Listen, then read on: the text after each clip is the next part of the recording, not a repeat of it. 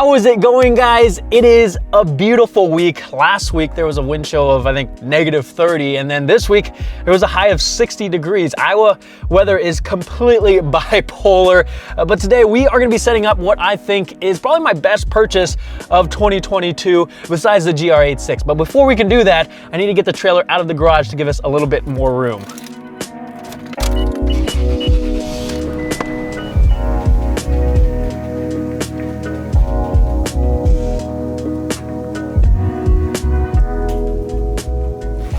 This is not the purchase that I was talking about, but because Iowa can get so cold in the winter, I asked you for suggestions on what I can do to make the garage a bit less miserable to work in. Some of you commented saying I should ball out and get a split unit. Unfortunately, that's kind of out of my price range. So what I ended up doing is picking up a propane heater. That's a cheap alternative. I think this was about $100 and it puts out a surprising amount of heat. I also picked up a carbon monoxide detector just to be safe, but this is gonna make it a whole lot more comfortable to work in the garage this winter. So thank you guys for all the suggestions. This is what I was referring to. These are Quickjacks, or I guess it's just one Quickjack, but I figured if I'm gonna be working on the cars in the garage a bunch, these are gonna be a fantastic purchase because not only are they safer than the traditional jack and jack stands, they're easier to use and they're gonna raise the car higher. So if I'm doing something underneath the car, I can easily show you exactly what I'm doing. This specifically is the 5000 TL. They have a couple different versions that are different sizes and have different load capacities, but I found that these are gonna be the perfect fit for the FRS and the GR86. So let's go ahead and unbox these. We have a little bit of setup to do before we can actually use it for the first time.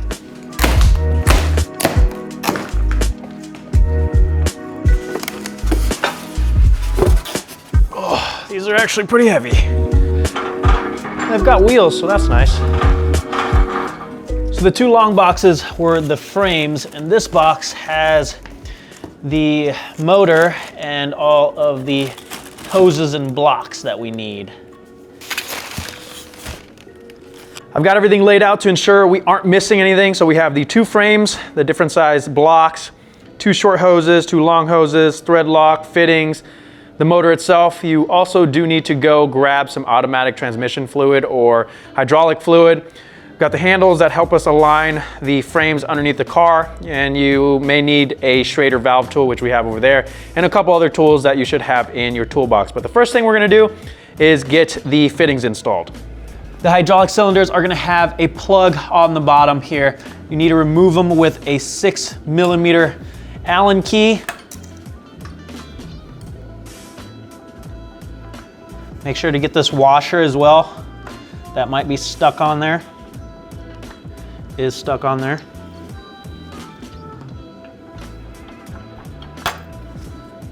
Then you want to take one of these elbows and we're going to thread it into the cylinder. And we're not going to be using any thread lock on this connection. And you want it oriented. You want it oriented just up the slightest bit, not straight up. But once you have it in the correct position, then we can tighten this nut down, and it says to just make sure it's fully snug. Once the elbows are installed on both sides, we can pressurize the system. There's gonna be a Schrader valve right here, so remove the cover. I'm just gonna use a tire pump, and we need to pressurize this to between 40 to 50 PSI, so I'm just gonna do 45.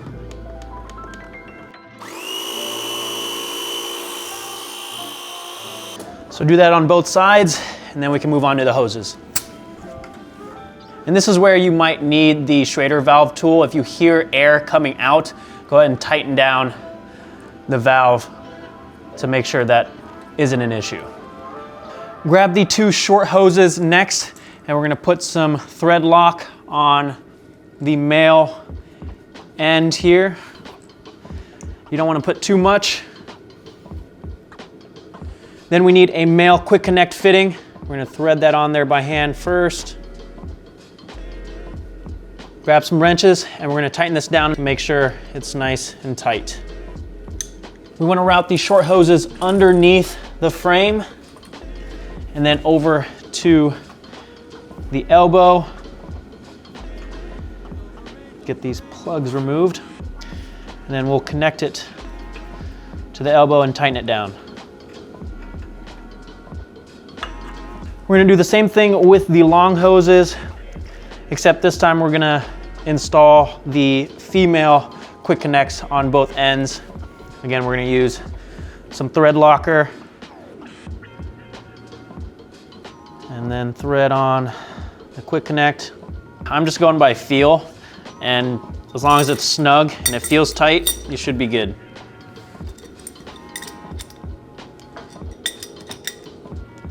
These last two fittings go to the motor, so remove the plugs.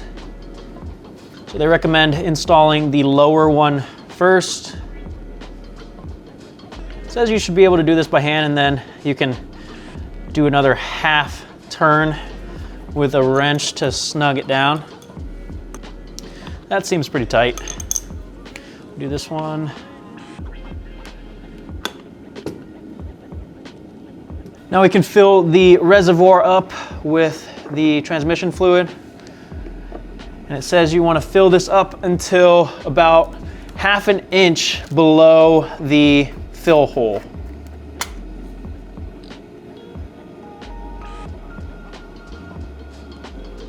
I'm gonna fill it up a little bit more. I've just put 2 quarts in. I think it just needs a tiny bit more, tiny bit over 2 quarts. Yeah, I think that's all we need.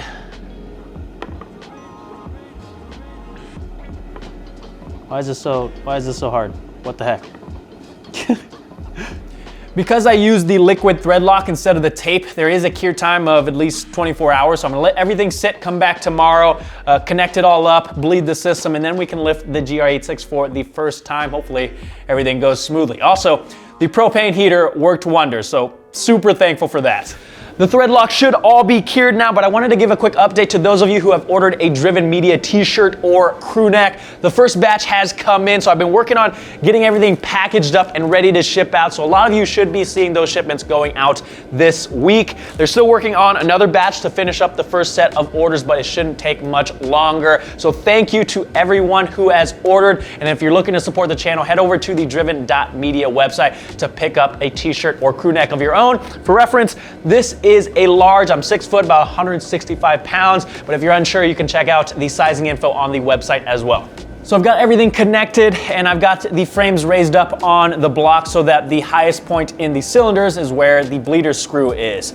We need to raise these up just under the first locking point and then lower it back down, and do that 3 times so that we can circulate the fluid inside, and then we can start with the bleeding process.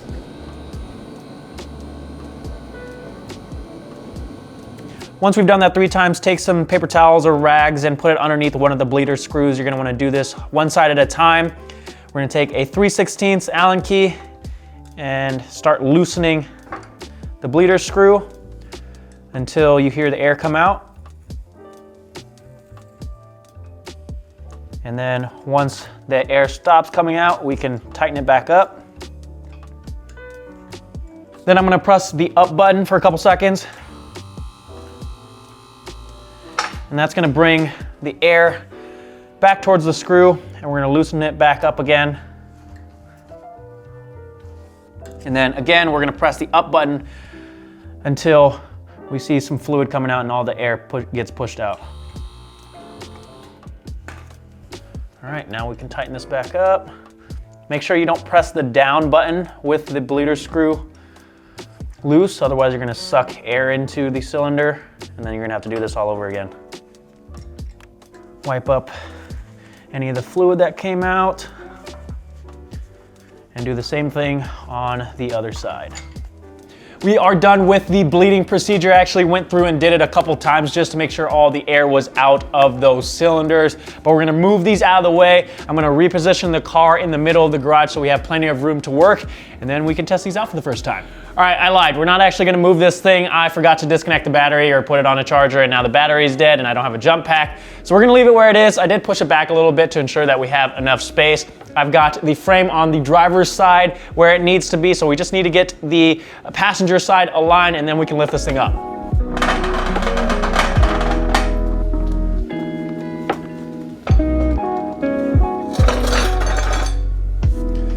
Luckily, the car's not low enough where I have to put it on some wood blocks to get the frame underneath the car, because I know some people have to do that, but it's just low enough or just high enough where I can sneak this under there and it fits perfectly.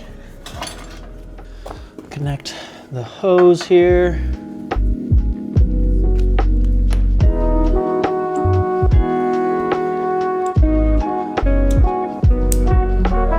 And then you can just spin this to lock it. I've got both the frames aligned. I double checked the driver's side just to be safe. And obviously you wanna make sure that the blocks are where your OEM jack points are. We're gonna raise this just before it makes contact with the car, double check the blocks again, and then we can lift the car.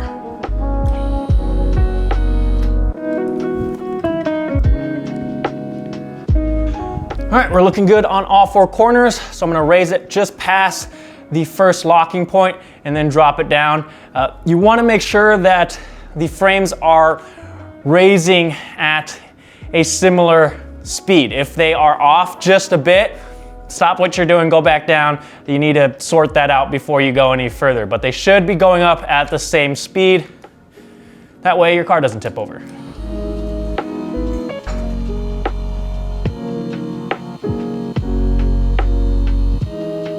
Looks like it's working. Okay, they look to be same height. Okay, we just went past the first locking point, so now I'm gonna put it down.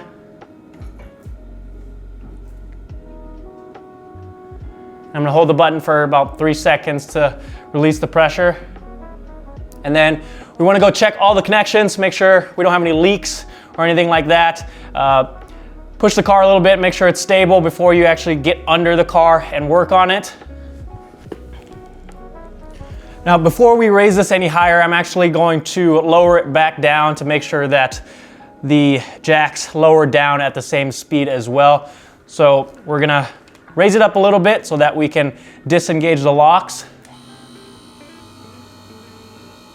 To disengage the locking bars, just grab them, lift them up until that silver portion drops down, and then set it back down, and we can lower the jacks.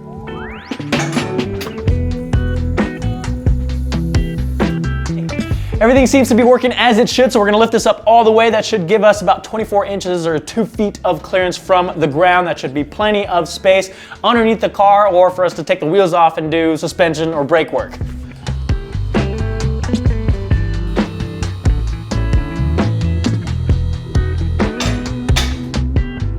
These are gonna make my life so much easier working in the garage. Look at all the space under here for activities. Look at this. I've never been able to actually use a creeper without having to worry about bashing my forehead in everywhere I went. This is so nice. Is this what true happiness feels like? So let's talk about these real quick. They are much quicker and easier to set up and use than a jack and jack stands. Normally I'd have to drive the car onto blocks to get enough space to use a low profile jack up the front, get the stands in, and do the same in the rear. This, you'd have to spend some time to set it up for the first time, but after I did that, it took me maybe 5 minutes to get the frames aligned and get the car up in the air. So super convenient. It also raises the car a lot higher than a traditional jack stand. It's gonna give me more room to work and more leverage on whatever it is I'm working on. They are obviously quite a bit bigger and heavier than the jack or jack stands, but you can just store these away on the wall to keep them out of the way. I don't see that being a big issue. It's probably not something that I would take to the track, but it is gonna be a life changer doing any car work in the garage now. These have to be one of my best purchases of 2022. They're gonna make my life a whole heck of a lot easier. So if you guys wanna pick up a set for yourself, the link is down in the description. This video is not sponsored. They didn't just send me these. I picked them up for about 1,500 bucks, and I figured it's gonna be money well spent. So if you guys want to help support the channel, head over to driven.media, pick yourself up some merch or some overlays for your GR86 or BRZ. Thank you to everyone who has already done so. And like I said, if you ordered some merch, a lot of you will be seeing those orders go out this week. Now, I do have something that I want to comment on that I wish I didn't have to because I wanted to put this whole situation behind me, but I've seen some comments, some really hateful comments towards Foster that are completely unnecessary. He had nothing to do with me getting fired. I was actually the one that hired him to come help me make videos. He's one of my best friends. We go to the Grid Life events together. He was actually just over to celebrate New Year's Eve, so it's unfortunate that he has to deal with this backlash. Again, he had nothing to do with it, and he was just as surprised as I was with this whole shitty situation. So that's all I've got to say. Thank you guys for all the support. Thank you for watching. I'll see you guys next time.